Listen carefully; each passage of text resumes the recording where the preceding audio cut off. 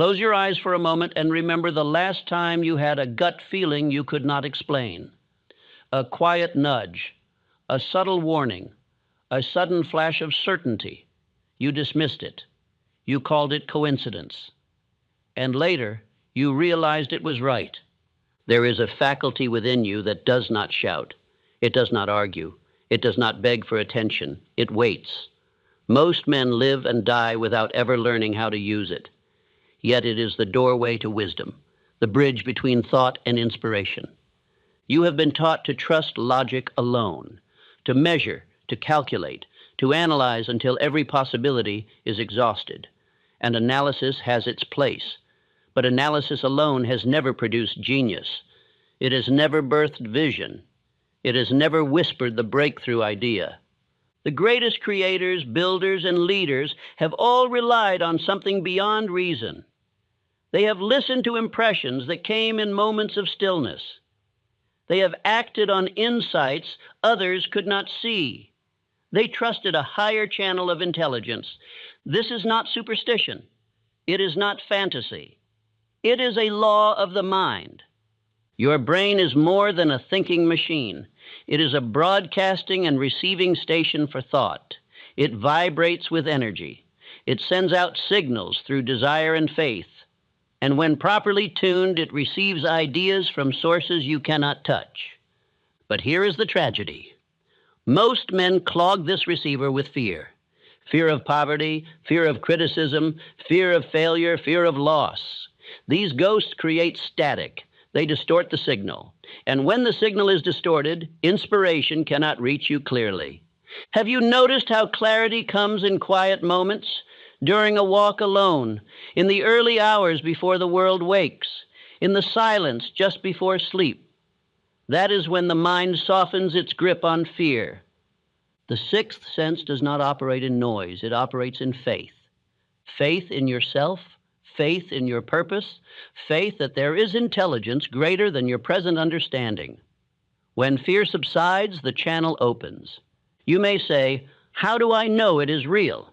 You will know because of the certainty it brings. When true intuition speaks, it does not feel frantic. It does not beg you.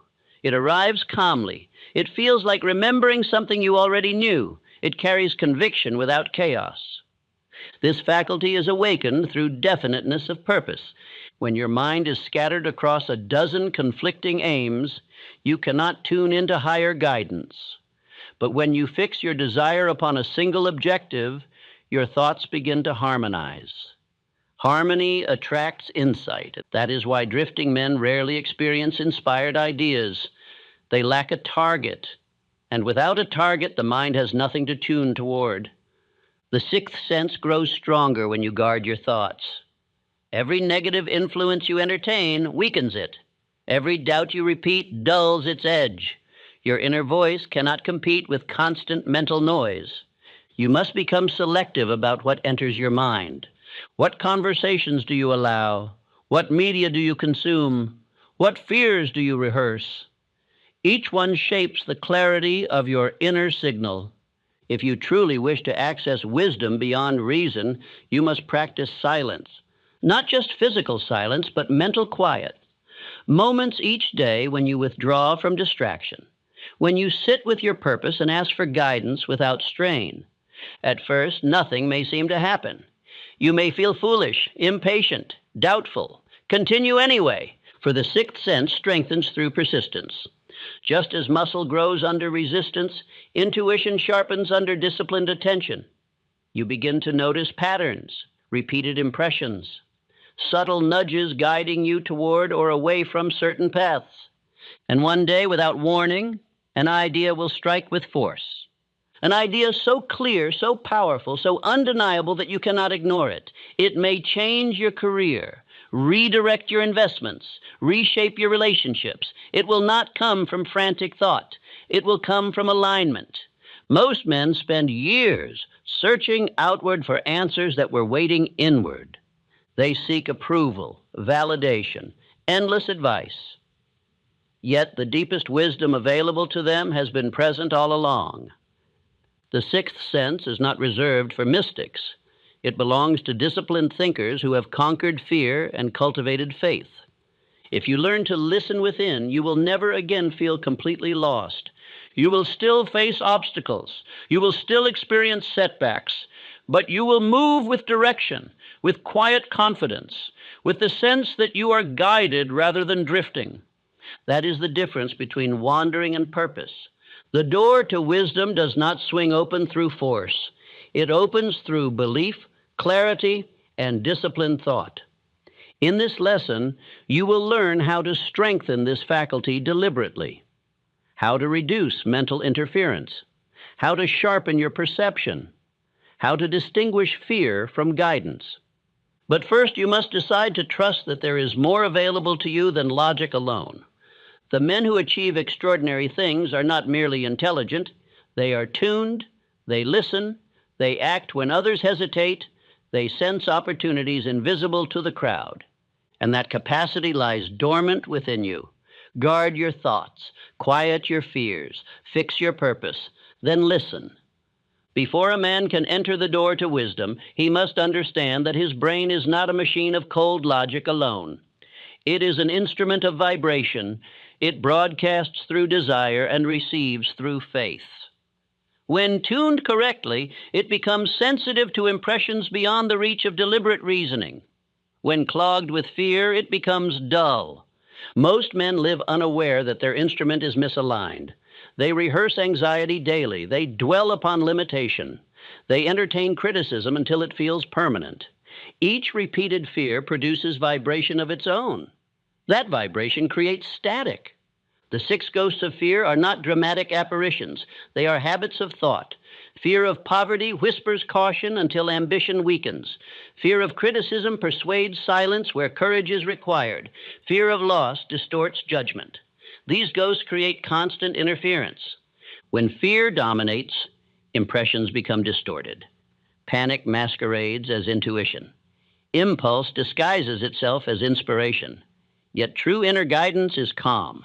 It does not rush. It does not shout. It arrives with quiet certainty.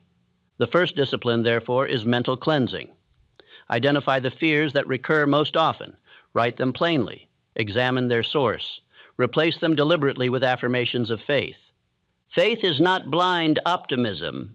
It is disciplined belief reinforced through repetition. Each time you choose confidence over anxiety, you reduce static. Consider Abraham Lincoln during periods of intense national division. Surrounded by criticism, he cultivated inner steadiness. Without mastery over fear, such steadiness would have been impossible.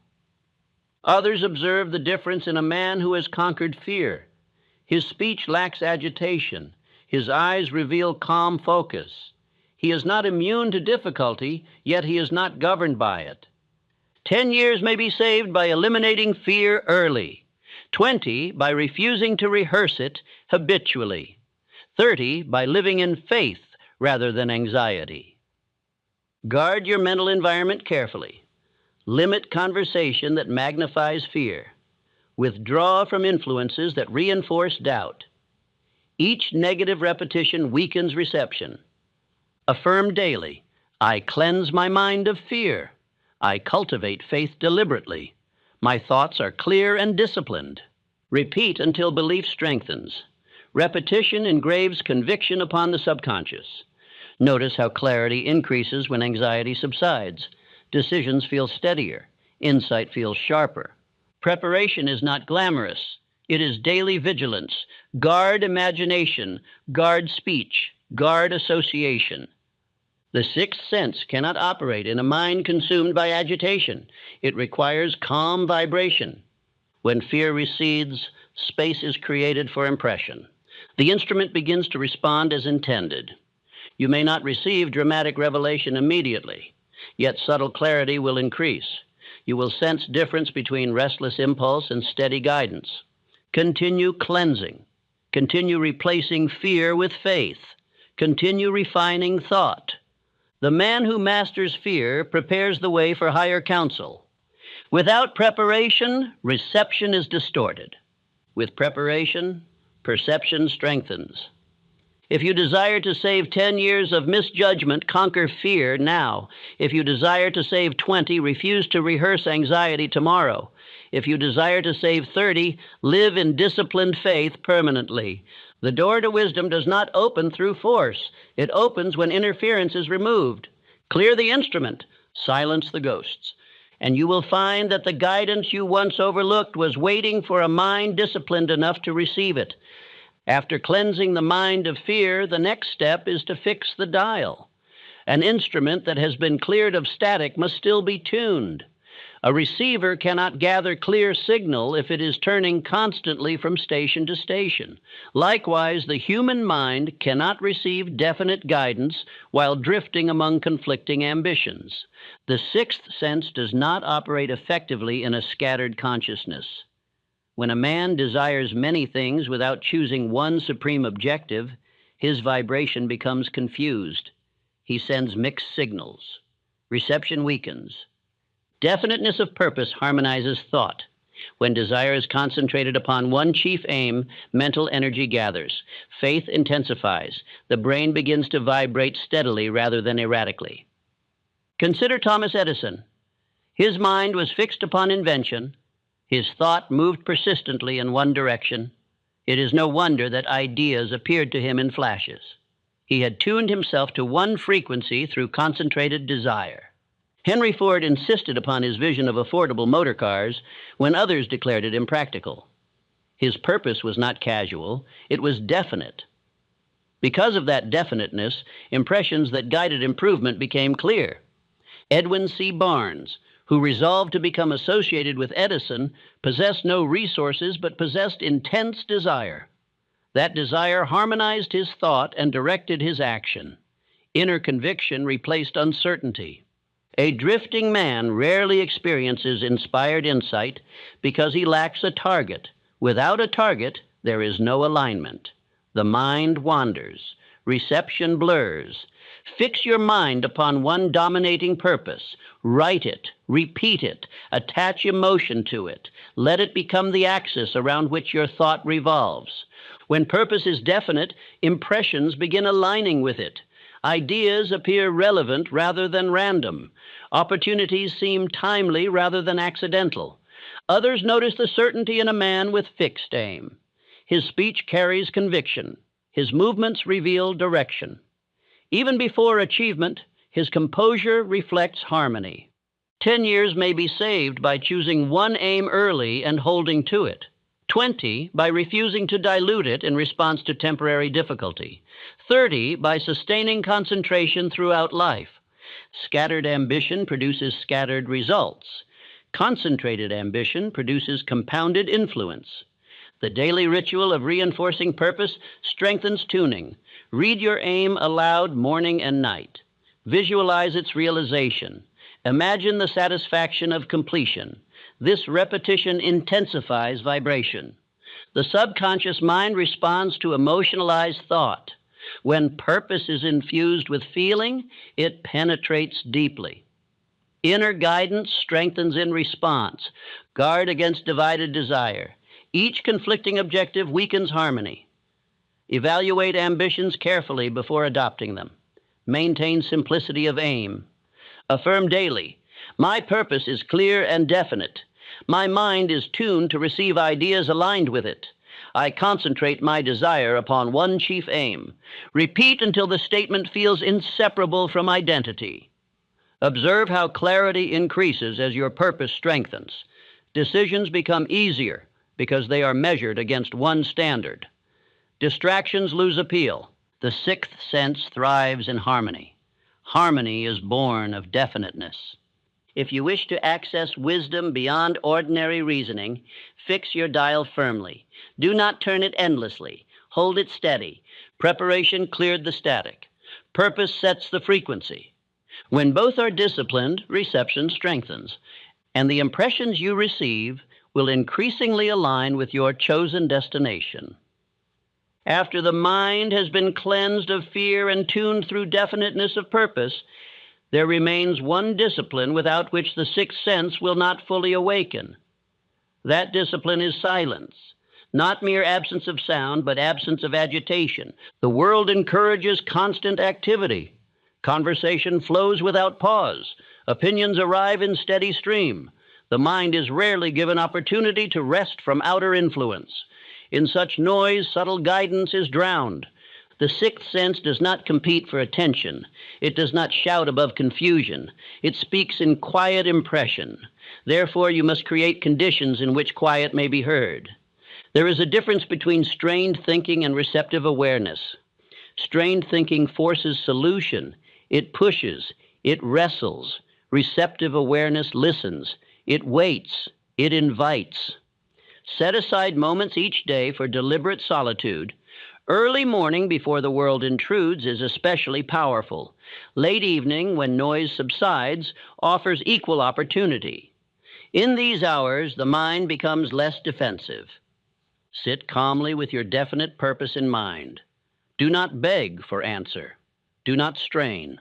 Simply hold your objective clearly and allow thought to settle. At first, nothing may appear. Impatience may tempt you to abandon the practice. Persist. Silence is cultivated gradually as muscle strengthens through repetition. Consider how many leaders withdrew before making great decisions. Abraham Lincoln often sought private reflection before responding to crisis. In solitude, clarity emerges. Others sense the depth in a man who reflects before speaking. His responses are measured. He does not react hastily. He listens before acting. 10 years may be saved by daily mental quiet, 20 by protecting early hours from distraction, 30 by sustaining reflective discipline throughout life. Guard against constant stimulation. Limit unnecessary conversation. Avoid endless distraction. Each interruption dulls perception. The practice of stillness strengthens discernment. You begin to notice subtle impressions you once ignored. Patterns become clearer. Decisions feel steadier. Affirm daily, in quiet, I receive guidance. My mind is calm and attentive. I listen without strain. Repeat this before each period of reflection. Silence is not emptiness. It is preparation. It creates space for impression. The sixth sense grows sharper when given room to operate. Without room, it weakens. When an idea arrives during quiet, it often carries unusual clarity. It feels complete rather than fragmented. It does not beg for validation. Continue the practice even when results appear small. Discipline compounds. The quiet chamber within you is always available. Few enter it consistently. Those who do discover that inspiration increases with regularity. Silence refines perception just as refinement strengthens skill. It is daily exercise for higher faculty. Preparation removed fear. Purpose tuned frequency. Silence opens reception. Together, they create alignment. In that alignment, the sixth sense begins to operate naturally rather than rarely. Guard your quiet moments fiercely. They are more valuable than constant activity. For in stillness, wisdom finds room to speak. As the sixth sense strengthens, another discipline becomes necessary. Not every inner voice is guidance. The human mind can produce impulse, fear, desire, and imagination that imitate intuition. Therefore, discernment must accompany receptivity. True guidance carries calm conviction. It does not arrive in panic. It does not press with frantic urgency. It feels steady. It resembles recognition rather than surprise. Fear, by contrast, rushes. It exaggerates danger. It demands immediate retreat. Excitement may also masquerade as guidance. Sudden enthusiasm, unsupported by purpose, may tempt you toward impulsive action. Yet excitement without harmony soon fades. The test of impression is alignment with your definite purpose. Ask yourself, does this idea harmonize with my chief aim? Does it strengthen my direction or distract from it? Harmony confirms authenticity. Balance impression with reason. The sixth sense does not abolish analysis. It works in cooperation with it.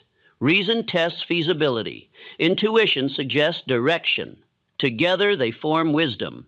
Henry Ford's decision to persist in developing his enterprise was not blind impulse. It was steady conviction supported by persistent effort. He acted from calm determination, not emotional frenzy. The man guided by true impression appears composed. He does not boast prematurely. He moves with measured confidence. Others may not understand his reasoning, yet they sense steadiness. 10 years may be saved by refusing impulsive decisions, 20 by testing each impression carefully, 30 by living in disciplined balance between reason and inspiration. Develop the habit of brief reflection before decisive action. When an idea arises, write it, examine it, allow a period of quiet evaluation. If it remains steady rather than fading, it likely holds truth. Guard against panic disguised as caution. Fear may attempt to prevent bold action by claiming protection. True intuition does not paralyze, it clarifies. Affirm daily, I distinguish fear from guidance. I act upon calm conviction aligned with my purpose. Repeat until discrimination becomes instinctive. Observe your emotional